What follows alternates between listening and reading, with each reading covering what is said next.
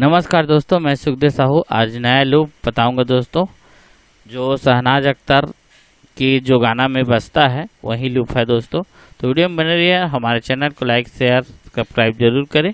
तो हम सबसे पहले अपना सेज कन्वर्टर में इस तरह से ऐड करेंगे और इसमें टोटल दोस्तों 1 से लेकर 10 फाइल है। देख रहे हैं आप, टोटल इसका 10 फाइल है और इसको मैं कंप्लीट इस तरह से ला के यहाँ पे ऐड करूँगा दोस्तों। यहाँ ऐड हो गया।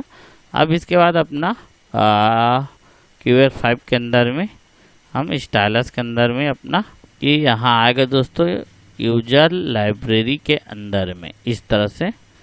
फिर यहाँ पे कन्वर्ट टेक्स्ट फाइल के नीचे में आएगा शहनाज। तो SAH वाले पार्ट हम सीधा चले जाते हैं। हम ये देख रहे हैं दोस्तों शहनाज MP लूप 120 BPM है। टोटल इसमें 1 से लेकर 10 फाइल है दोस्तों। तो इसको हम कंप्लीट आपको चला के बताएंगे क्लिक के साथ में। एक देख रहे हैं यहाँ पे 120 BPM है यहाँ पे, और यहाँ पे है अपना क्लिक ऑन है। यहाँ पे 2/4 हम लगा लेते हैं इस तरह से और 120 BPM ही लगाएंगे और इसको हम अपना क्लिक के साथ चलाएंगे दोस्तों।